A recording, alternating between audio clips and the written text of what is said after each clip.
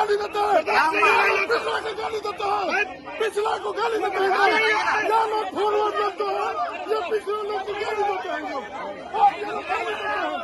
या लोग आरक्षण को कोई नहीं देते हैं,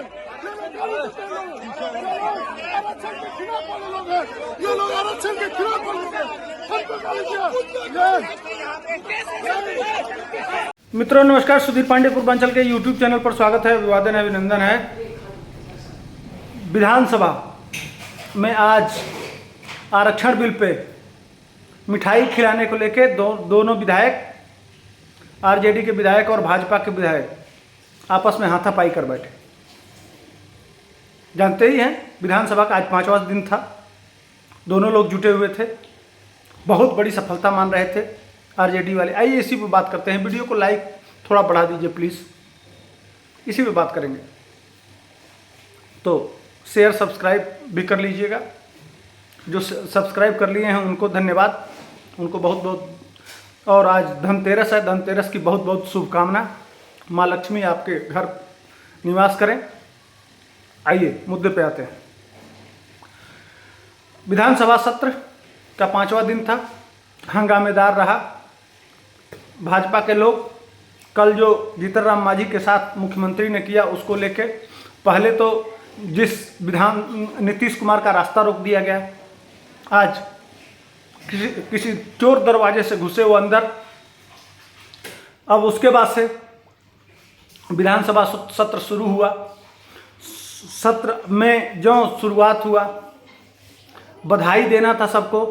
बधाई देने के लिए दोनों पक्ष आए, अध्यक्ष अपनी कुर्सी पर बैठे और जो बोलना शुरू किए तब तक सारे विपक्षी दल के लोग इसको लेके, कल की जीतन राम मांझी की बेइज्जती को लेके बेल में चले आए और उनके सामने पीठासीन अध्यक्ष के सामने आके शोरगुल होने लगा।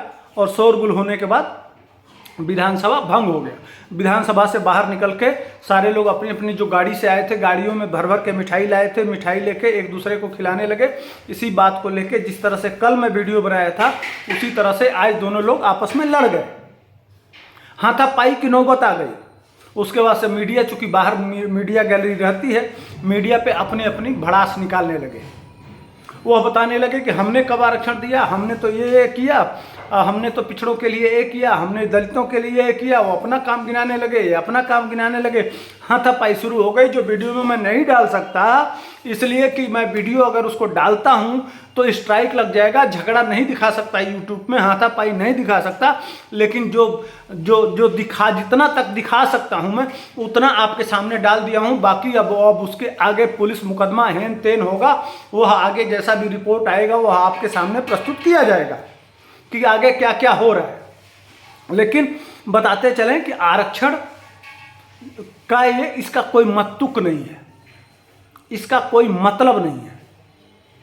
वही भारतीय जनता पार्टी के और विपक्षी हम आवाम पार्टी है या जो भी विधायक हैं, जो निर्दल विधायक हैं, वही इसलिए विरोध कर रहे हैं कि भैया यह इसमें इतने लूप होल हैं कि इसके बाद से यह जाएगा पटना हाई कोर्ट में, इसका ट्रायल चलेगा पटना हाई कोर्ट में। ठीक है, आपने कानून बना दिया, पटना हाई कोर्ट से वो आएगा राज्यपाल के पास, राज्यपाल के पास आएगा वो भारत सरकार के पास, भारत सरकार को पास करना है, उसके बाद से वो जाएगा राष्ट्रपति के पास, राष्ट्रपति के पास जाने के बीच में लोग चले जाएंगे सुप्रीम कोर्ट, सुप्रीम कोर्ट जाएंगे तो सुप्रीम कोर्ट में ऑलरेडी इसी तरह के मामले चल रहे हैं, महाराष्ट्र स्टेट के मामले में, जिसको सुप्रीम कोर्ट ने ऑलरेडी नकार दिया।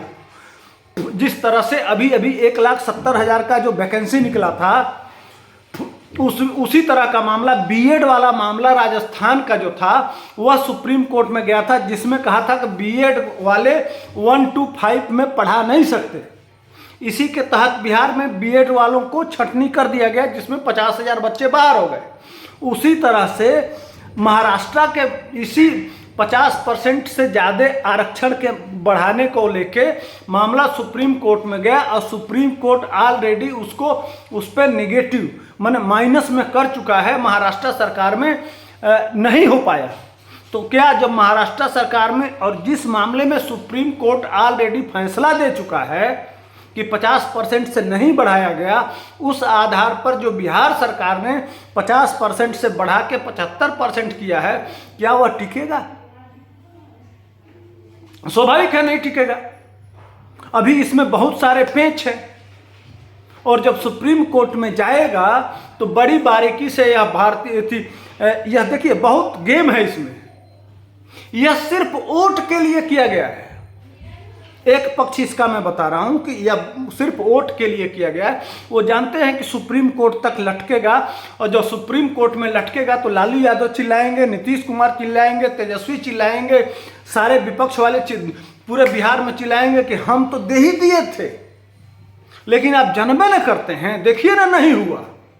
ये भाजपा वाले चाह ही नहीं रहे हैं कि आरक्षण लोगों को मिले और इसके बाद से आप भ्रम में पड़ जाएंगे कि ना ना सही बात है। देखिए ना, ये तो चाह ही रहे थे, लेकिन ये भाजपा वाले नहीं चाहते हैं। पिछली बार 2015 में जिस तरह से किया गया था वही गेम है, बाकी कुछ नहीं है। इसका कोई मतलब नहीं है। 100% हो जाएगा तो भी इसका कोई रहस्य नहीं, इसका मतलब नहीं है। इसलिए कि हाई स्कूल से नीचे ही पढ़ने वाले बिहार में बच्चे 70% हैं। इंटर तक केवल 30% लोग ही या 20% लोग ही जब इंटर तक पढ़ पाते हैं, तो भैया 80% जो आबादी है वह जब इंटर तक पढ़वे नहीं करेगी तो वह नौकरी का फायदा कहाँ मिलेगा? उसको मिलेगा क्या?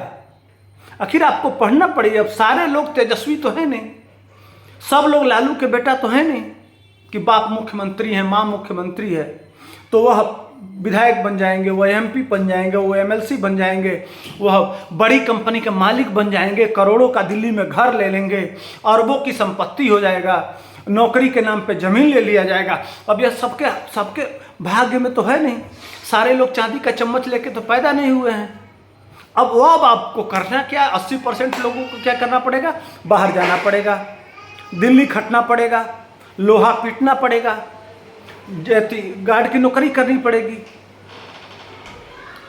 कुछ छोटे मोटे काम ठेला खींचना पड़ेगा, सब्जी बेचना पड़ेगा। यही सब काम मैंने देखा है, छोटे छोटे काम। आप अब उसके बाद से धक्के खाते रहिए और तमिलनाडु में जाके मार खाइए, कर्नाटक में गाली खाइए, महाराष्ट्र में खदेड़ पीटे जाइए। यही ना बचा है, बाकी क्या बचा है?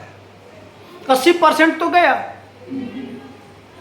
लेकिन उस 80% के लिए क्या फैक्ट्री, क्या रोजगार, कौन सा धंधा, कैसे उसको बढ़ाएं?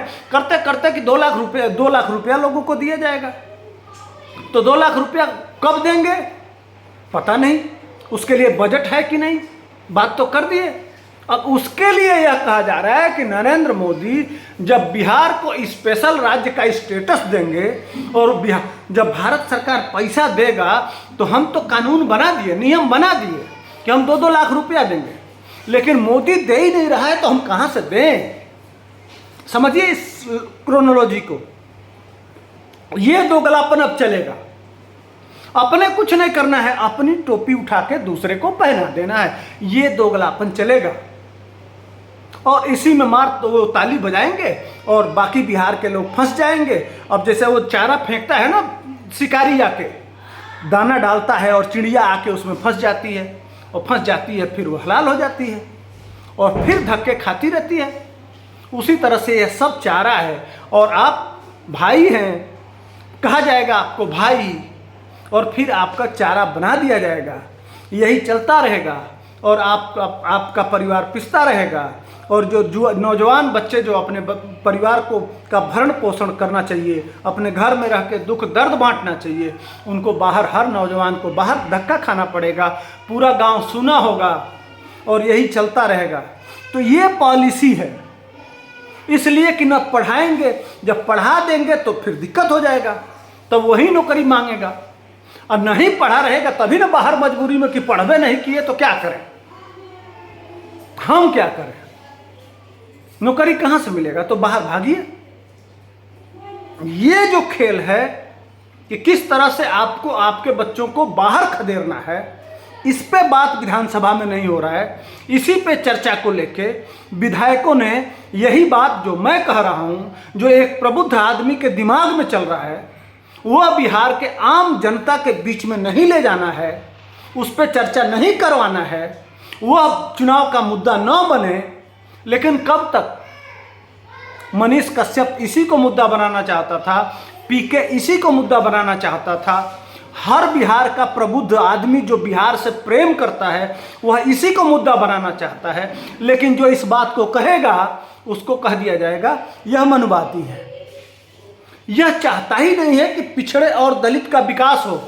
लेकिन मैं पूछता हूं कि लालू यादव ही पिछड़े हैं, नीतीश कुमार भी पिछड़े हैं, राबड़ी देवी भी पिछड़ी हैं और तेजस्वी यादव भी पिछड़े हैं। 32 साल से यही लोग हैं। और पिछड़ा आज भी, जहां आज़ादी के समय था, जब अंग्रेजों ने जाति जनगणना कराया था, जब आर्थिक सर्वे कराया था, तो उसी हाल में पिछड़ा उस दिन भी था। आज 1932 में आज़ादी से पहले, और आज भी पिछड़ा वही है। इसके लिए कौन दोषी है? लालू यादव जी, नीतीश बाबू, तेजस्वी बाबू, आप ही बड़ा रोज आकर टीवी पे बोलते हैं और बयान देते हैं। आप ही बता दीजिए इसके लिए कौन जिम्मेदार है। बाकी आपके जिम्मे छोड़ते हैं। मेरा ये विश्लेषण कैसा लगा, मन की वेदना थी, व्यथा थी, जो आपके सामने रखा। अगर पसंद आएगा तो व्हाट्सएप ग्रुप में भेज के ज़्यादा से ज़्यादा लोगों तक पहुंचाएंगे। तभी यह बात जब ज़्यादा लोगों को तक जाएगा तभी लोगों की आंखें खुलेंगी और आने वाले दिनों में वह सही फैसला कर पाएंगे कि हमको किधर जाना है और किधर नहीं जाना है। बाकी आपके हाथों में है। हमारा काम है अपनी अपनी व्यथा और अपनी बात जो हम महसूस कर रहे हैं आप तक पहुंचा दें। जज तो आप हैं, हम तो वकील हैं। अब अपनी कलम से आप फैसला कर दीजिए कि क्या सही है क्या गलत है। बाकी फिर मिलेंगे किसी मुद्दे पे। तब तक के लिए जय हिंद, वंदे मातरम।